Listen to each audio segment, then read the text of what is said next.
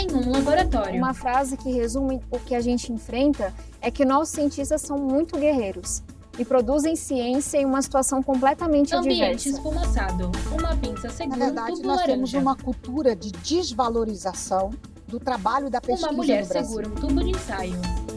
Aqui no Brasil, como muitas vezes nós não temos acesso a tecnologias e equipamentos tão de ponta, a gente acaba inventando, criando e driblando para conseguir fazer uma coisa interessante. À esquerda da tela surge a ilustração da letra R em cor laranja. Dentro, há uma segunda ilustração roxa de um rosto feminino de perfil em letras brancas, representativas. Ciência no Brasil. Eu sou bióloga, pesquisadora da Embrapa Recursos Genéticos e Biotecnologia e também sou orientadora no curso de pós-graduação da Agronomia da Universidade de Brasília. Doutora Rose Monerati. Bom, nosso trabalho aqui na Embrapa, ele é o desenvolvimento de produtos biológicos para controle de pragas. Nós procuramos compreender e conhecer as bactérias que causam doenças em insetos e outras pragas agrícolas para que eles sejam princípios ativos de produtos biológicos.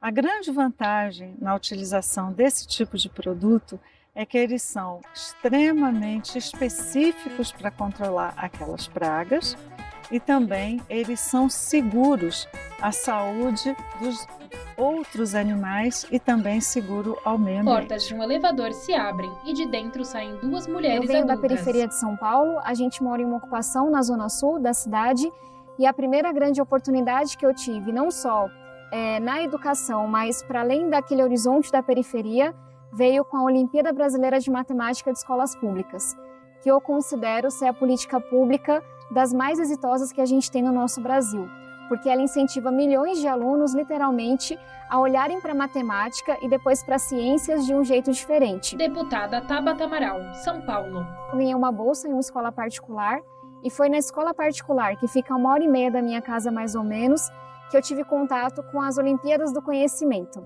E aí, fazendo Olimpíadas de Física, Astronomia, Astrofísica, Robótica, Linguística, Física, Química, o que vocês puderem imaginar, eu fui me apaixonando por aquele mundo. E foi por meio dessas Olimpíadas do Conhecimento, dessas competições, que eu fiquei sabendo das universidades americanas, das bolsas que existiam, e foi assim que eu recebi uma bolsa completa para fazer minha faculdade em Harvard, onde eu me formei em Ciência Política e Astrofísica. Imagem de uma galáxia azul, preta e laranja repleta de Já presidi a estrelas. Comissão de Relações Exteriores e Defesa Nacional da Câmara, já fui líder da bancada do PCdoB.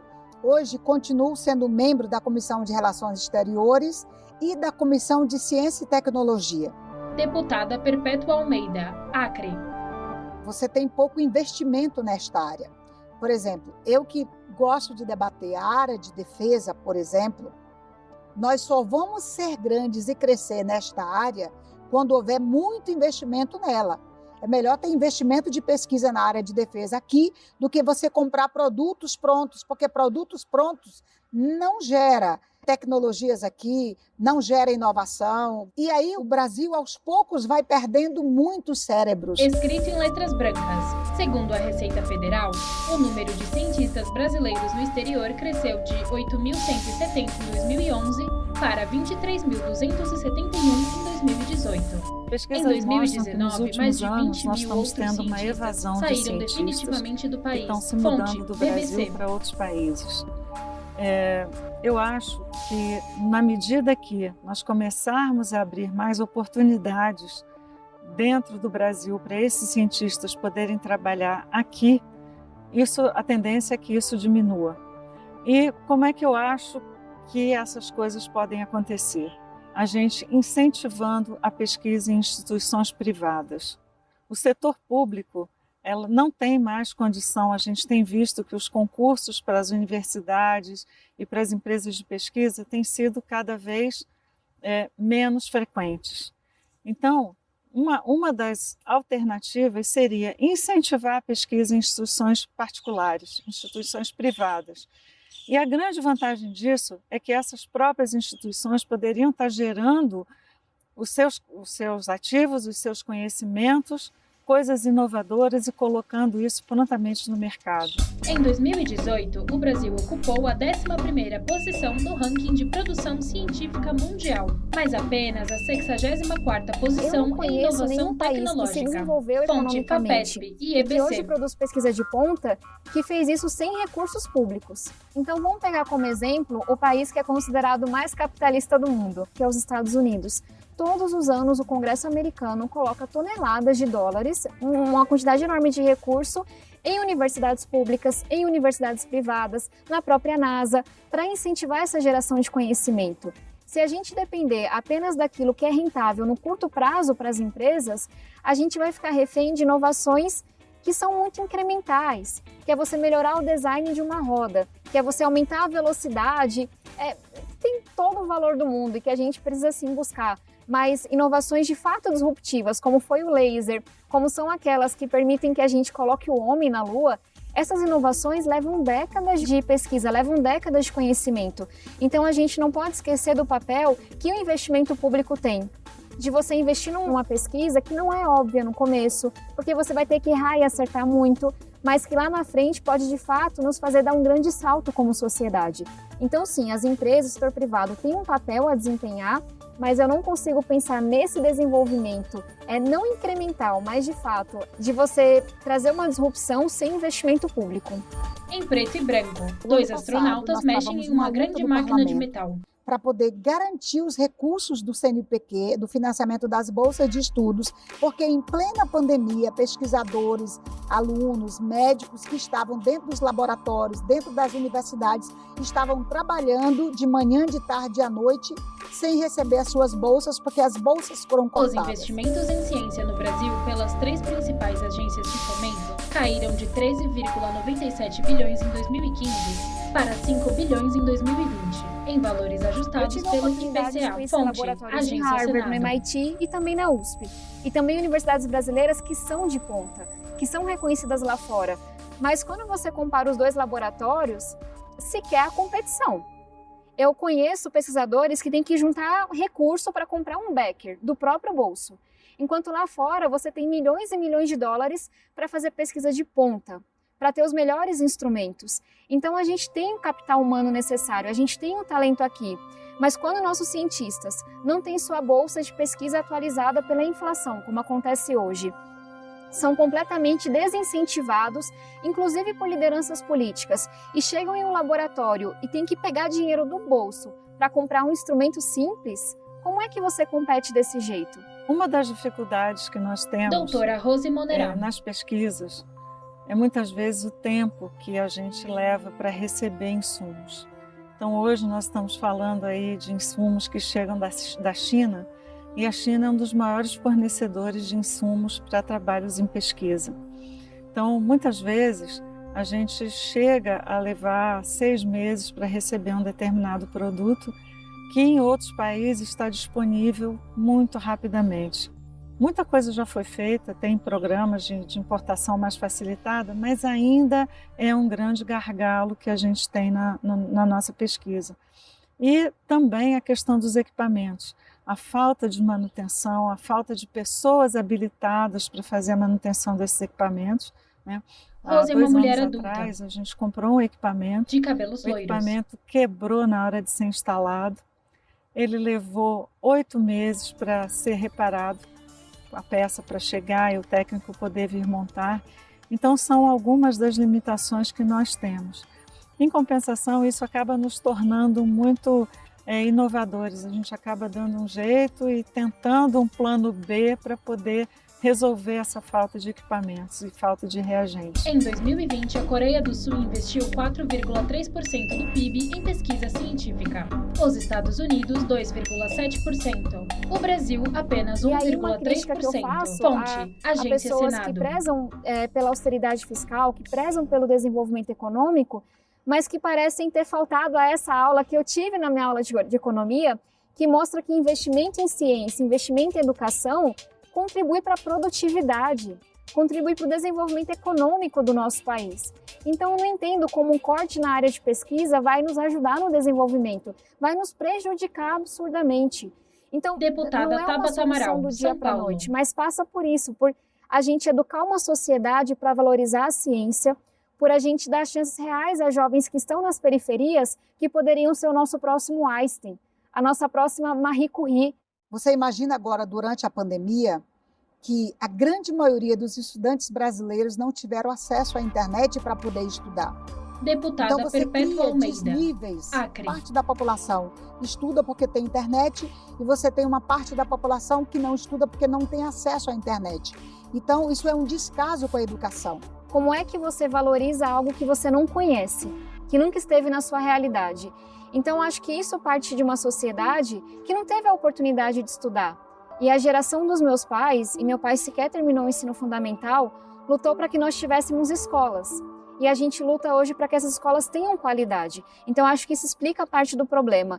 Mas tem também uma estratégia deliberada, uma estratégia populista, que não acontece só no Brasil, mas no mundo inteiro, de você ir contra a verdade, de você ir contra o conhecimento, você ir contra a própria ciência. E isso tem efeito, como a gente está vendo. Qual é a minha esperança? Que com a pandemia, quando fica óbvio que negar a ciência é letal, que negar a ciência é você negar a própria vida, é você negar tudo aquilo que pode nos salvar, eu espero que a gente passe talvez por um novo iluminismo, por uma nova valorização da ciência. Segundo pesquisas, 73% dos brasileiros desconfiam da ciência e 23% acreditam que ela pouco contribui para o desenvolvimento econômico e social do país. Fonte, FAPESP.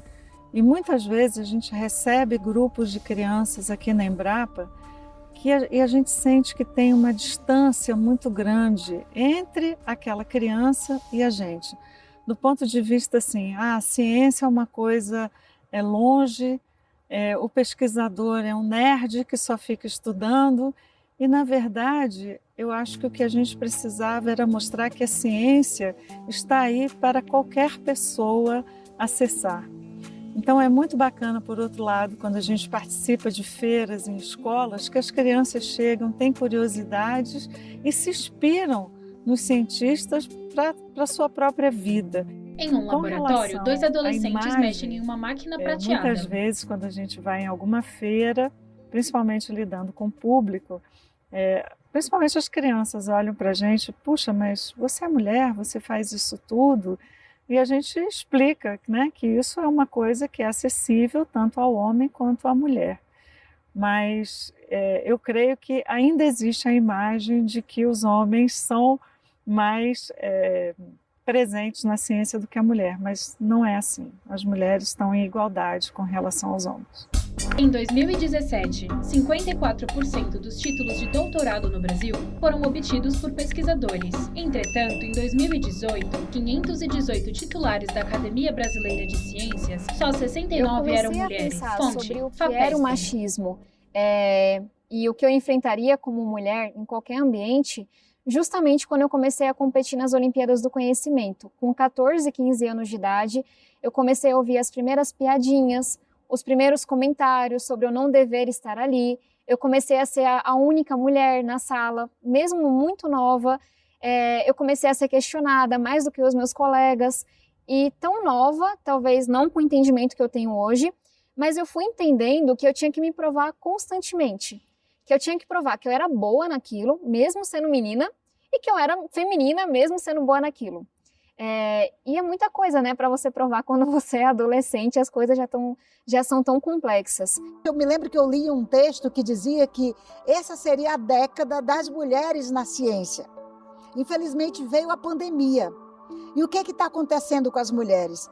Elas estão tendo muito mais dificuldades de atuação e de participação, porque a sobrecarga do trabalho doméstico para cima delas foi muito forte, trabalhando em casa, mantendo os filhos, sem aula e tudo mais. Então, isso virou um problema para as mulheres.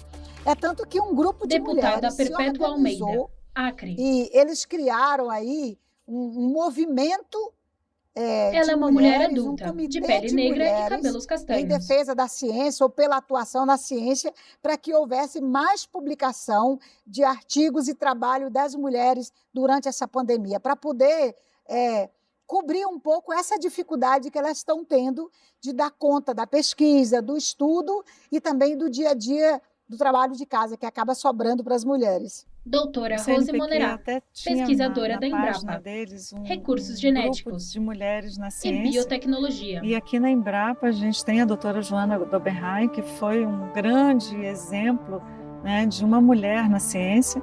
Em outros locais do mundo a gente tem a presença da mulher, no caso da França, Marie Curie, que foi uma cientista de grande renome. E nós temos, então, vários exemplos de mulheres importantes na ciência e mundo afora. A cientista tcheco-brasileira Johanna Doberheim, 1924 a 2000, foi indicada ao Nobel de Química por suas pesquisas com bactérias fixadoras de nitrogênio, há toda que uma revolucionaram a interseccionalidade, agricultura mas é mundial. sobre mulheres, Deputada Tabata Amaral, negros, São pessoas Paulo. com deficiência, entre vários outros grupos, poderem contribuir para o avanço do nosso país. Então, se a gente não, na escola, não levar exemplos de grandes mulheres científicas, no Brasil e lá fora, as meninas talvez cresçam sem achar que aquilo é para elas, porque o estereótipo do livro e da TV é o do homem mais velho cientista. E nós temos um projeto aqui na Câmara justamente para cumprir esse objetivo. Se a gente não entender que bolsas de pesquisa, que são dadas de acordo com entrevistas, precisam ter uma mulher e um homem entrevistando, a gente vai continuar vendo o que a gente vê no Brasil, que quando tem alguém no processo e não é só um concurso, essas bolsas vão mais para os homens. Se a gente não for ativo em congressos e diversas oportunidades em trazer mulheres para ocuparem esses lugares, a gente vai continuar tendo, enfim, ideias de homens prevalecendo. E tem coisas que aí impactam toda a sociedade, que é você ter uma discussão séria sobre licença parental. Não só a licença maternidade, mas também paternidade, para os dois responsáveis, que é sobre como a gente está lidando nesse momento, você lutar pela igualdade salarial.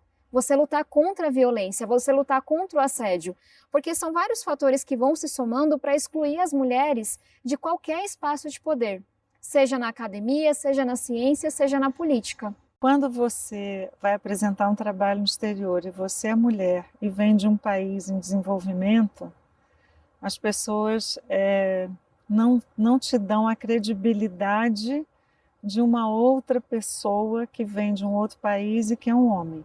Tá? Isso é fato, mas infelizmente isso é uma coisa que a gente acaba aprendendo a conviver com isso, e o troco dessa história é você mostrar a qualidade do trabalho que tem sido realizado. Então já aconteceu uma mulher a higieniza gente um tubo de participar de ensaio. eventos no exterior, é brasileira, é mulher, mas na hora que a gente mostra o que a gente tem de resultado, as pessoas mudam a ideia e aquele conceito que tem da gente. Créditos na tela. Saber, arte, descoberta, invenção.